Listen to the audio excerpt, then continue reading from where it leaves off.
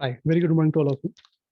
Infosys InfyTQ coding question and answer आप लोगों का स्वागत है सुमित जैन चैनल में एंड infocazana.com पर। ये जो आर्टिकल है, जो ये नोट्स, जो क्वेश्चन है, ये ऑलरेडी आपको मेरे साइट पे infocazana.com पर भी मिलेंगे। इस वीडियो में आप बने रहिए आगे अंत तक। मैं आपको पूरा एक क्वेश्चन सॉल्व करके बताऊंगा किस तरीके से कोडिंग क्वेश्चन सॉल्व किए जाते हैं और कैसे अंडरस्टैंड किया जाता है। मैं इसके बारे में आपको बताना चाहता हूँ। तो चलिए लेट्स स्टार्ट द क्वेश्चन।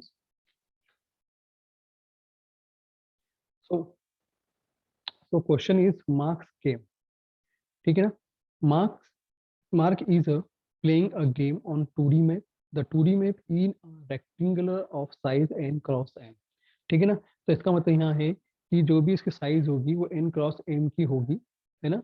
तो अरे की साइज की बात हो रही है यहाँ पे। जैसे फॉर एग्जांपल ये है अरे,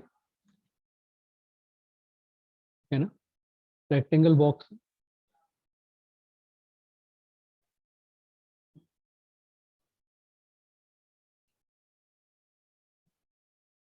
ठीक है ना। अब आगे बढ़ते हैं। Where n is the number of rows, m is the number of columns, the cell 1 comma 1 is located at the top left of the corner map. तो ये क्या होगा, 1 comma 1, ठीक है, ये है ना। और n comma m is located at the bottom right corner, मतलब ये n comma m।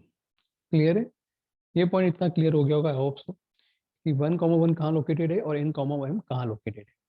In one step Mark can move from any cell. अब मार्क कहीं भी किसी भी सेल से मूव करके क्या सकता है, up down right and left से कहाँ पे जा सकता है, एन एम कॉमा एम तक जा सकता है। देयर इज ऑल्सो ब्लॉक, एक सेल है एक्स कॉमा वाई का, वो क्या है, ब्लॉक है, आप उससे वहां नहीं जा सकते। देखो फॉर एग्जाम्पल ये एक सेल है और इसके कोऑर्डिनेट कितने हैं, एक्स कॉमा वाई, ठीक है ना। तो अब ये जो भी जाएगा, यहाँ से जाने के चांसेस से ऐसे जाएगा, ऐसे जाएगा, है ना, ऐसे जा सकता है, ठीक है, या फिर ऐसे से ऐसे होते हुए फिर जा सकता है, या फिर ऐसे से ऐसे होते हुए फिर जा सकता है। मतलब कुछ चार या तीन या चार पाथ ऐसे बनेंगे जिससे हम यहाँ 1 कॉमा 1 से लेके n कॉमा m तक जा सकते हैं, ठीक है ना। ये हम जाने का तरीका बताया मैंने, जो हम जा सकते हैं। Mark can not go off the map, ठीक है, मतलब एक्स कॉमा वाई को टच नहीं करना उसमें। The goal of the game is to reach the cell n comma m.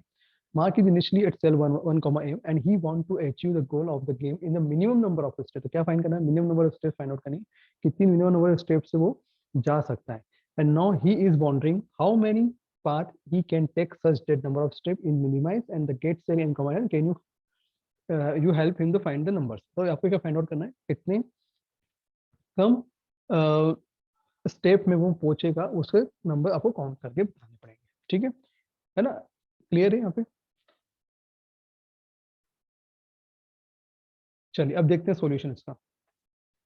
Solution में वही है, function description the complete mark game function in the editor below. It has the following parameters, मतलब n is integer, m is integers, x is integer and y is integer, number of row in the map, number of column in the map and the block cell row and the block cell column बता रहा है, ठीक है।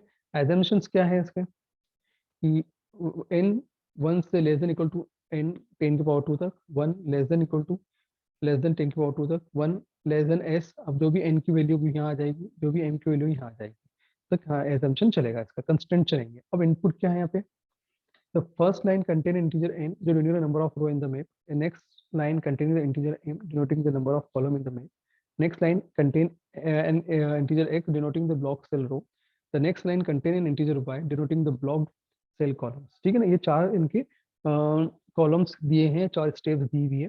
Simple test case की बात करते हैं। अब जो इंपॉर्टेंट पॉइंट जो है हमारा, ये मैं यहाँ बताऊंगा आपको, ठीक है ना, क्योंकि यहाँ इंपॉर्टेंट चीज है। अब मैं सिंपल सी बात बताना चाह रहा हूँ। हम यहाँ पे चार वैल्यू लेंगे, एक है एन की, एम की एंड एक्स की और वाई की। तो पहली वाली हमने क्या मानी, एन की है, एम इस सैंपल ले रहे हैं, ये एक्स, ठीक है ना, एंड ये वाई है। बट अब फॉर्मूला जो है यहाँ पे, जैसी value n comma m n और एक्स वाई की लेंगे, तो जैसे हम इसको और लेंगे, इसके लेने के बाद क्या होगा, अब इसकी वैल्यूज क्या होगी, कहीं ना कहीं -1 भी करेंगे। जब n इक्वल टू वैल्यू निकालना है फॉर्मूले के हिसाब से n-1 का फॉर्मूला बनेगा हमारा। तो यहाँ क्या होगा, 2 - 1 इक्वल टू क्या होगा, 1 हो जाएगा। ठीक है, same case m equal to m-1 का भी क्या होगा, यहाँ पे जब 2 - 1 करेंगे तो 1 हो जाएगा, है ना। n की वैल्यू, नई वैल्यू 1 मिल गई हमको, फॉर्मूला से एज इट इज ही है। ठीक है, मतलब m equal to m-1,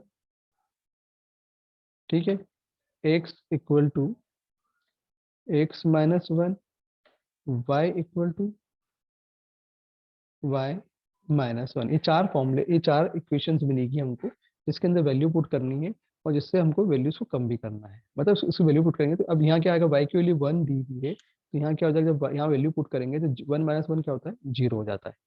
clear है, इतना क्लियर हो गया होगा आपको।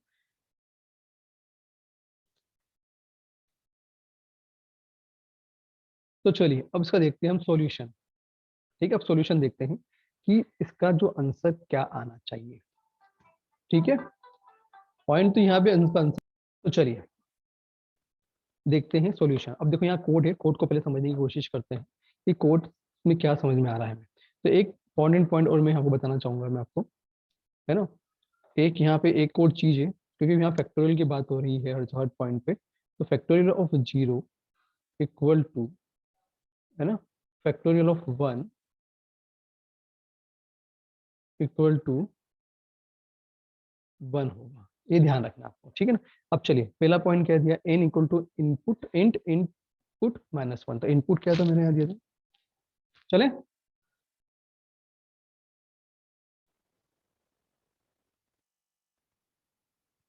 तो आप देख सकते हैं हर बार क्या हो रहा है, यहाँ पे वैल्यू चेंज हो रही है, एक 2 है, 1 है और 0 है। ये तो आपको समझ में आ गया होगा, ठीक है ना। अब 2 - 1 किया, 2 - 1 तो आंसर अपने आप से देखो, एक्चुअली n की वैल्यू हमने क्या ली थी यहाँ पे, 2 ली थी, m की वैल्यू 2 ली थी और x की वैल्यू, इनपुट जो वैल्यू ले रहे हैं अभी इनपुट वैल्यू की बात हो रही है यहाँ पे, तो 2 - 1 क्या होगा, 1। फिर 2 - 1 क्या होगा, फिर 1। फिर 2 - 1 क्या होगा, 1। फिर 1 - 1 क्या होगा, 0। हमने चार वैल्यू ली थी, ऊपर ही हमने सैंपल वैल्यू ली थी, उसके हिसाब से मैं बता रहा हूँ आपको। ठीक है, हो गया यहाँ पे। अब कुछ नहीं करना है, मैंने एक पॉइंट और देखा, एफ ऑफ मतलब फैक्टोरियल ऑफ 0 और फैक्टोरियल ऑफ 1 अगर होंगे तो इसका आंसर क्या होगा, 1 ही होगा। ध्यान रखे चलना, अब कंसिडर एज ए 1 ही करना है। ठीक है, अब कुछ नहीं करना है यहाँ पे हम अब देखते हैं अपन उसका सॉल्यूशन कैसे हो रहा है। ठीक है, यहाँ पे तो देखिए सबसे पहले क्या करा, n प्लस एम की वैल्यू ली, तो 1 + 1 का फैक्टोरियल मतलब 2। 2 का फैक्टोरियल क्या होता है, 2 × 1 तो 2 ही होगा। ठीक है, अब ये आंसर 2 के अंदर ऐड हो गया। फिर 2 फिर डिवाइडेड बाय n की वैल्यू क्या है, 1। 1 का फैक्टोरियल क्या होता है, 1 ही होता है। ठीक है, इसका आंसर, इसका तो ये भी 2 ही हो गया। ठीक है, फिर ns मतलब 2 ही है अभी भी, 2। फिर m का जो है वो भी क्या था, ये 1 था। ठीक है, तो 2/1 क्या होगा, इट्स मीन्स 2 ही होगा। क्लियर है, तो इसका मतलब क्या है, ans इक्वल टू क्या हो गया,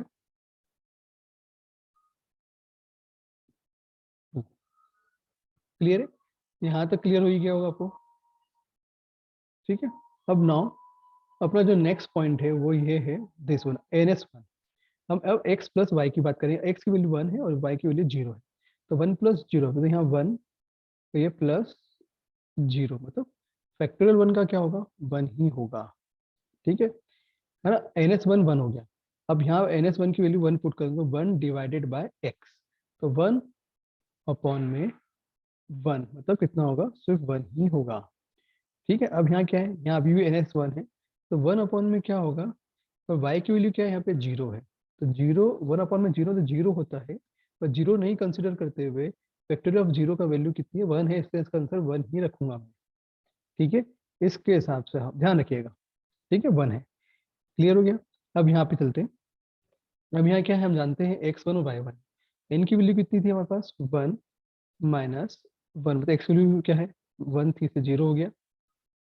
y की वैल्यू कितनी, m की वैल्यू कितनी है, 1 - 0, यहाँ कितना होगा, 1 होगा। मतलब x1 की वैल्यु 0 है और y1 की वैल्यू कितनी है, 1 है। x+1 मतलब 0+1 मतलब आंसर क्या होगा, 1 होगा, फैक्टोरियल 1। फिर 1/में जीरो। इसका मतलब जीरो मतलब क्या है, 1/0 आंसर, पर आंसर क्या आएगा, 1 आएगा, because factorial of zero is 1 होता है। ठीक है, लास्ट वन क्या दिया है मेरा यहाँ पे, 1/1। ठीक है, क्योंकि तो ये 1 है और y1 की वैल्यू भी 1 थी, इसलिए हमने क्या करा, 1/1 कर दिया है।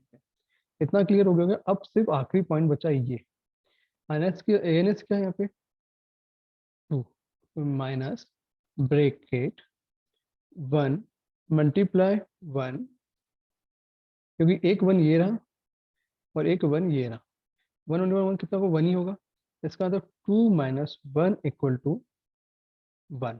तो इसका आंसर क्या आएगा, 1 आएगा। Answer is 1। समझ में आया कैसे आंसर आया 1? मैंने अभी सिंपल वे में समझाने की कोशिश की है, आपको ये क्वेश्चन समझ में आ ही गया होगा, I hope so. Thank you very much.